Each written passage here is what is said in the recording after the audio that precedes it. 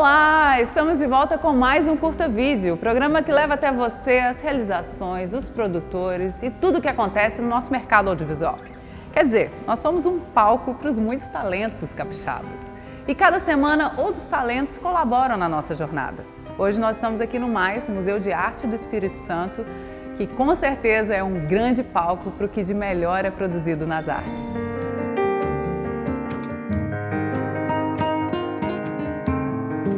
Em cartaz, a exposição Nice Contemporânea, que propõe uma revisão discursiva da obra da artista capixaba Nice Avanza, que integra o acervo institucional do museu. Reconhecida como uma das principais artistas pictóricas do Espírito Santo, Nice, mulher negra e autodidata, desenvolveu uma trajetória consistente entre as décadas de 1960 e 1990, com circulação nacional e internacional. Conhecida como a artista do cacau, sua obra se destaca pela força cromática e pela construção de imagens vibrantes, marcadas por temas ligados ao cultivo, à terra e à experiência vivida. Além das obras de Nice, a exposição apresenta trabalhos de 10 artistas contemporâneos. A intenção do projeto é realizar uma revisão crítica e atualizada da produção da artista, reposicionando sua obra para além das classificações históricas que a associaram ao chamado primitivismo ou à arte naif. E o nosso convidado especial de hoje é o ator, mímico, palhaço e professor de teatro, Paulo Coelho. Ele estreou nos palcos em São Paulo em 2006, com o espetáculo Em Nome de Quem, Renato Russo. Ainda em São Paulo, participou de seu primeiro longa e de alguns curtas.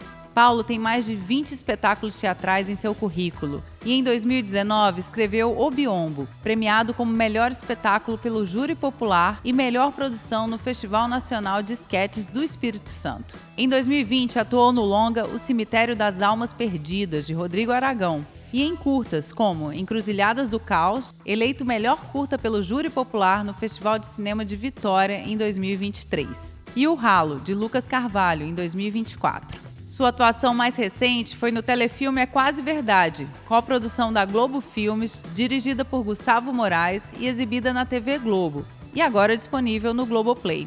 Junto com a sua esposa, a atriz e diretora Vanessa Frisso, dirigem a Escola de Atores de Vitória, que oferece cursos livres e oficinas voltados para a formação de ator e atriz com turmas para crianças, jovens e adultos.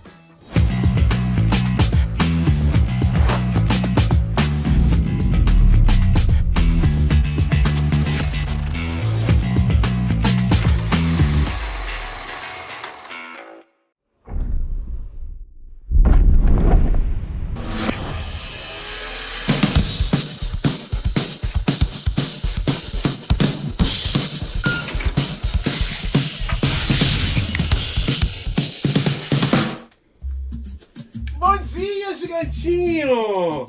E olha, hoje o dia tá lindo, aliás, tá maravilhoso, né? Vou ali, volto já. Cara chato.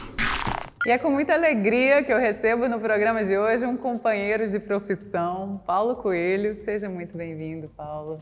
Prazer é meu, muito legal estar aqui. Prazer te ter aqui. Olha só, sua trajetória na atuação começou de uma maneira despretensiosa. Completamente. E foi impulsionada por um relacionamento com uma atriz.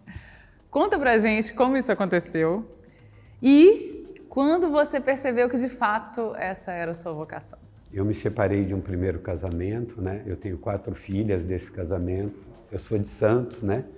E eu fiquei 3 anos comigo, né? Me reencontrando, voltando a me entender. E quando eu comecei a me entender, um dia, uns amigos me levaram para uma festa de artistas. Festa de artista é muito bom. E eu fui nessa festa e lá eu conheci, acho que eu gostei dela, ela gostou de mim, a gente se encantou. Depois de um tempo a gente começou a namorar. Com um mês de namoro ela me falou isso, né, que ela foi para São Paulo estudar porque tinha o sonho de montar uma escola na terra dela, que é Vitória. Ela acabou se tornando atriz muito nova e ela me levava em todas as peças, peça ruim, peça boa. E você via as peças e não te dava o desejo? Eu vi peças, como eu disse, muito ruins, algumas que eu não entendia. Beckett, por exemplo, e que depois, pensando sobre elas, eu passei a gostar. Mas eu vi tudo, eu vi coisas boas e coisas ruins. E comecei a fazer umas coisas por farra. Ela me botou cantando no palco 9 músicas do Renato Russo, num espetáculo que ela escreveu, onde ela fazia o Renato, e uma outra atriz fazia o Renato Manfredini, o artista e o ser humano, e eu era o terceiro Renato, o que cantava, com uma banda acompanhando. E eu me senti muito bem fazendo aquilo. E quando que deu virada, que você falou? A virada se deu quando eu, cansado de São Paulo, um dia eu dirigindo, eu falei, eu não quero morrer aqui. Ela estava acontecendo, estava dirigindo gente famosa, fazendo 1000 trabalhos e a gente mudou para Sorocaba. Eu acabei com a carreira dela em São Paulo e ela, depois de um tempo, começou a dar aula numa escola. E em Sorocaba eu tinha tempo. Eu levava ela para a escola, eu ia buscar, eu chegava mais cedo e eu comecei a ver ela dando aula. Ah, sim. E eu percebi que eu não a conhecia, eu fiquei muito encantado mesmo. De ver ela sendo professora de atuação. E aí vi umas pessoas fazendo umas coisas estranhas, umas maluquices, eu falei, será que eu tenho coragem? E entrei.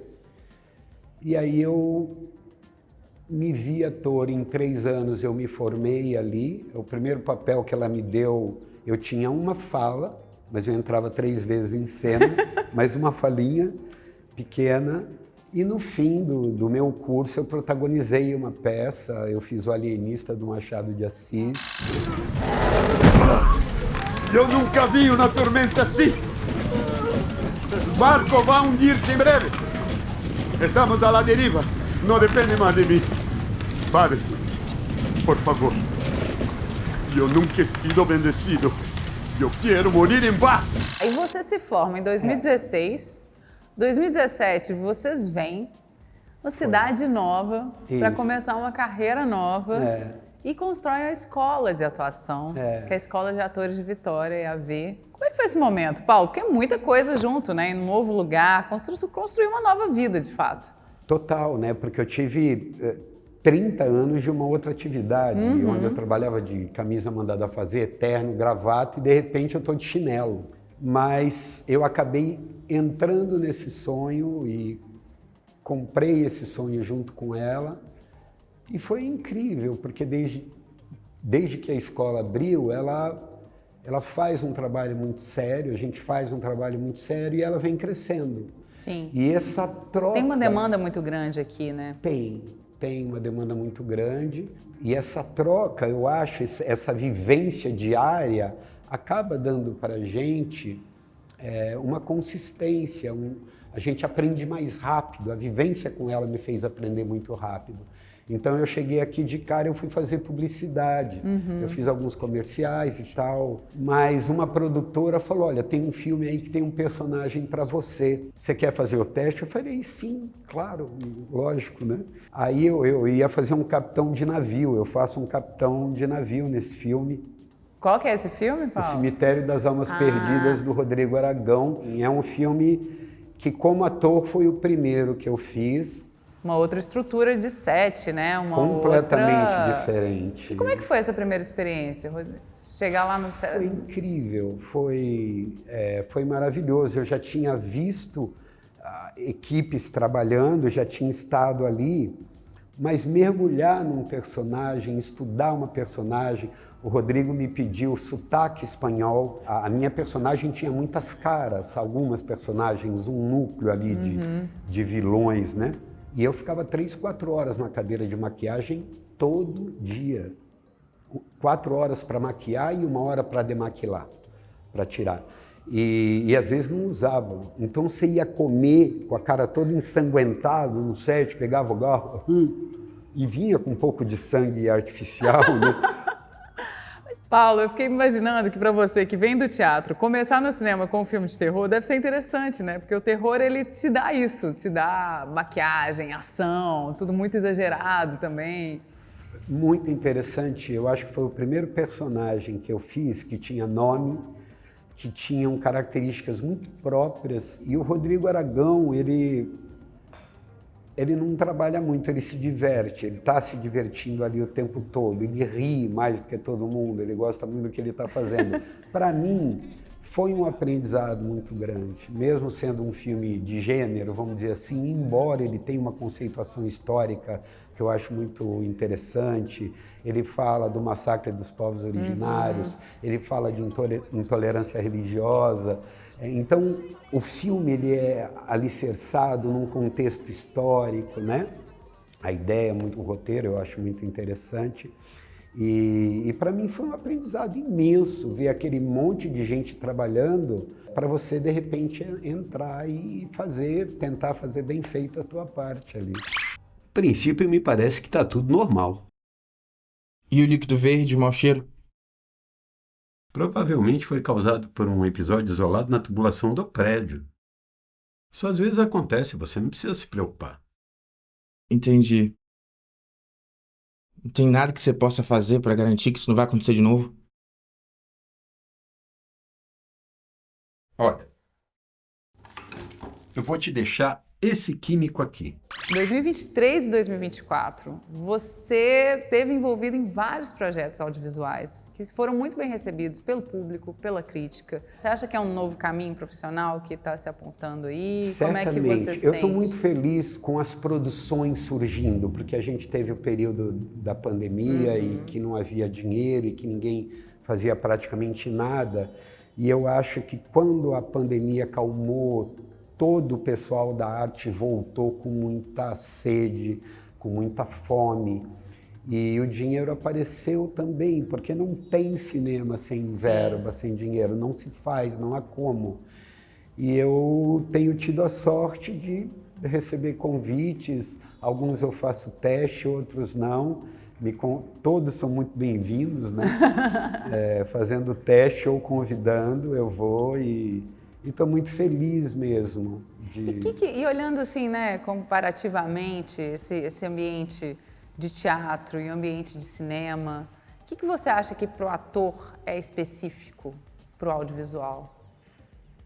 Para o audiovisual, Quais são essas entender um ferramentas? pouco como as coisas funcionam ali no set. Então, eu fiz algumas cenas com o Rodrigo, por exemplo, que eu não sabia nem onde estava a câmera. E eu ia fazendo. Com o tempo, você vai entendendo os tempos mesmo do cinema. Então, ação, conta até 2, conta até 3, depois começa. Não dá direto para dar um tempinho de corte, de emenda, enfim. São coisas muito técnicas. E atuar é viver a vida de alguém que não é você e emprestar a técnica que você aprendeu nas aulas. Principalmente, eu acho que sim, que o ator de teatro ele tem uma escola que lhe dá uma consistência e ele vai modular essa técnica conforme a mídia onde ele vai se apresentar. Então, aquela coisa, no palco, expansivo, voz mais projetada e maior os tempos, né? E no cinema, um pouco menor, porque se eu falar que aquela pessoa está ali e eu esticar o braço com o enquadramento aqui, vai sumir a minha mão. Claro. Né? E no palco, não, ele está ali mesmo. Precisa estar lá, e eu vou abrir né? o braço para que todo mundo veja. Então, são essas pequenas coisinhas, diferenças. Em termos de sentimento, o palco ele te dá uma oportunidade de ter uma existência mais longa na personagem. O set, não. O set corta, aí você vai tomar água, vai comer bolacha e volta. E volta. E volta, e volta. Que muitas vezes é um fator dificultador para os atores, né? Que é essa coisa de liga e desliga. Porque o teatro você liga, entra em cena, foi. Né? E se você não conseguir viver mesmo o sentimento da personagem e for usar, por exemplo, a memória emotiva na câmera, então eu preciso chorar, vou lembrar da morte de alguém, vou chorar e vou lembrar de novo, e corto, vou lembrar de... Vai chegar uma hora, ou eu vou esquecer desse alguém, nunca mais vou chorar por ele. Ou superou essa pessoa. Então não funciona muito. Para o palco pode funcionar, eu nem acho que deve, eu não gosto dessa técnica. Eu consigo, de alguma forma, e isso eu não sei explicar, sair de mim. Eu consigo entrar e sentir de fato o que aquela personagem está sentindo. E esse é o grande barato, essa é a grande diversão. eu acho, você conseguir viver uma vida que não é tua, mesmo que você tenha passado, porque cada um carrega a sua mala de existência, Claro. e mesmo que você não tenha passado, vivenciado aquilo, você vai estudar aquilo, e você vai começar a interiorizar para contar aquela história de uma maneira mais crível, né? Só contar pro mar que tudo passa, o ar levar, fazer segredos. Só contar pro mar que tudo passa, o ar levar, fazer segredos. Só contar pro mar, fazer segredos. Pneu riscado!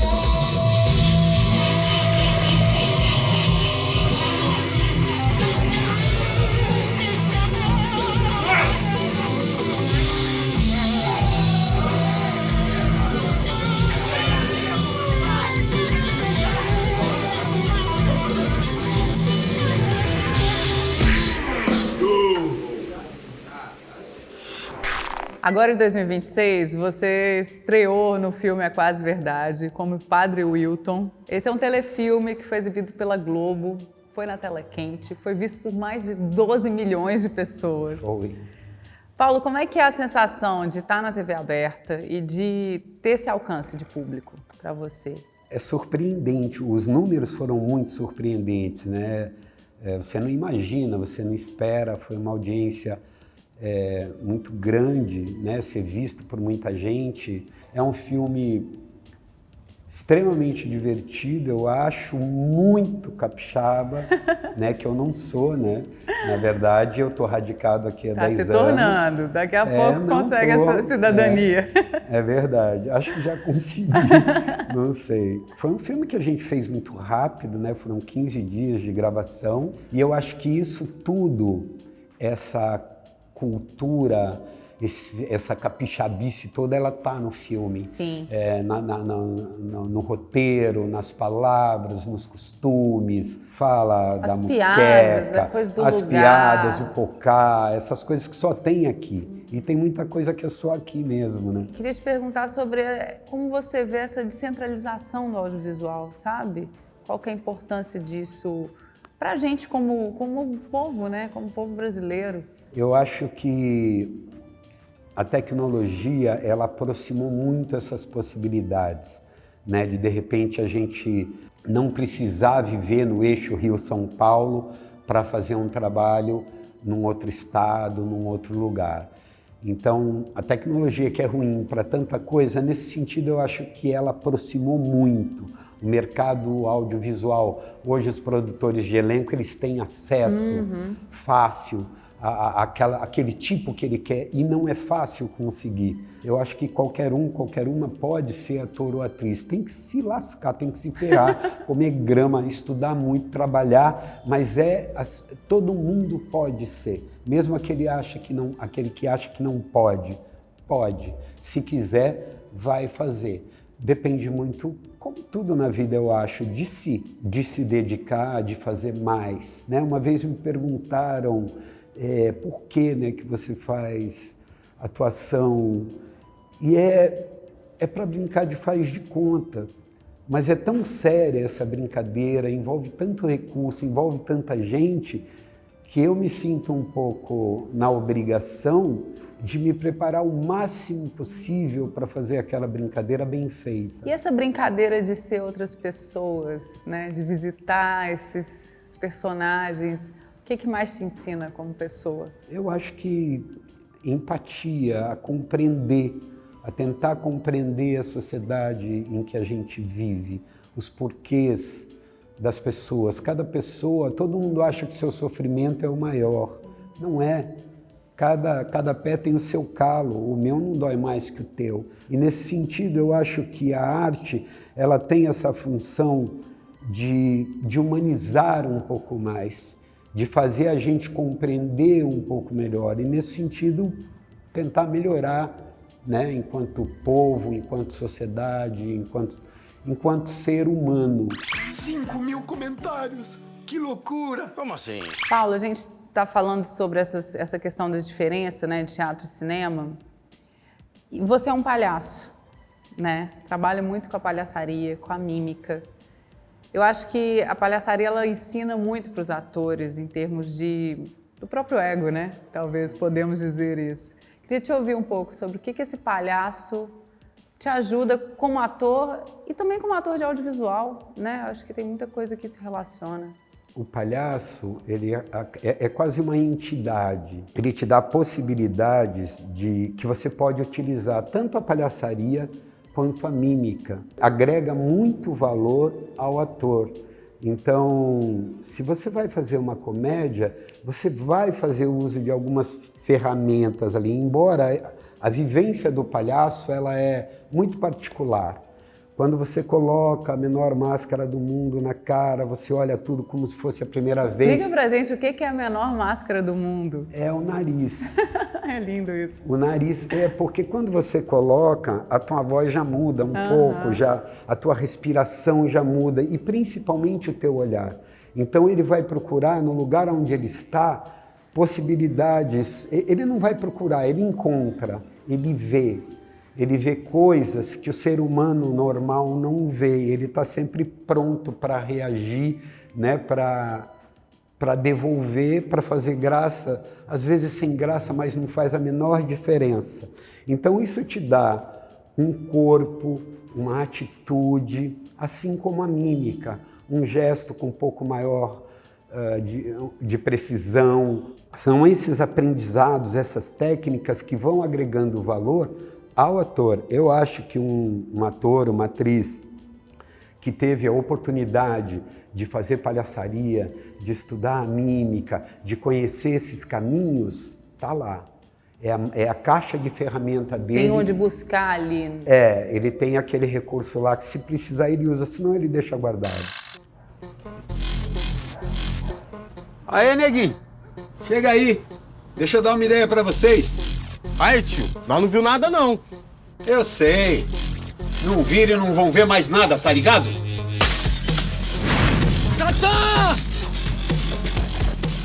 Engraçado te ouvindo, eu fico pensando nessa questão de conexão com o presente também, dessa escuta que a palhaçaria... Você tem que estar ali, né? Pronto para o que aparecer naquele momento e já saber usar aquilo e ir para o improviso. Isso para o ator é muito desafiador, né? Eu acho que esse trabalho de aprender essa arte da atuação, ele de alguma forma, ele leva você a se autoconhecer melhor, ele desenvolve um pouco a tua consciência, você falou em percepção.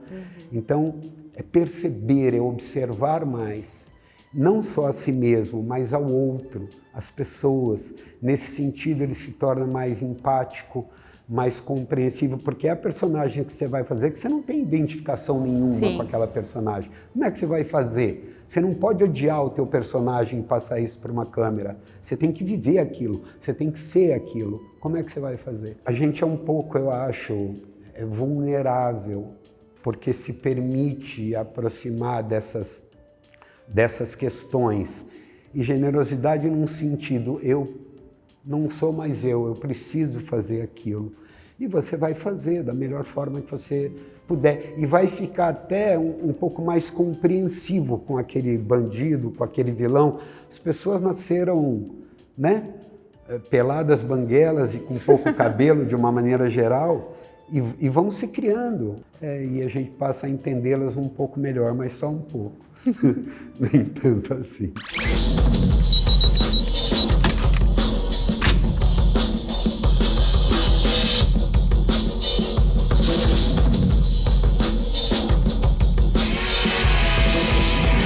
Gigantinho! Menino, olha o que eu fiz pra você.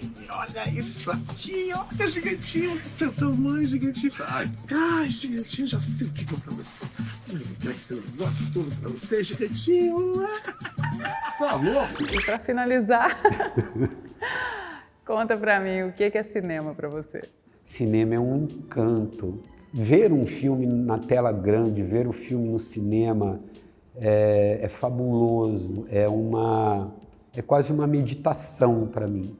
Porque você entra naquela sala escura e, de repente, o mundo desaparece. E você está vendo uma história e para mim é isso. Para mim é se abstrair de absolutamente tudo, né? Para ver uma obra de arte, para ver um filme. Muito obrigada. Eu que Adorei agradeço. nossa Babi. conversa. Volta Muito legal. sempre. Tá Tchau, bom. tchau. É só chamar que eu venho. E o programa de hoje fica por aqui. Eu espero que vocês tenham gostado. Semana que vem a gente volta com mais um convidado muito especial e dicas e novidades da nossa cena audiovisual. Eu espero por vocês.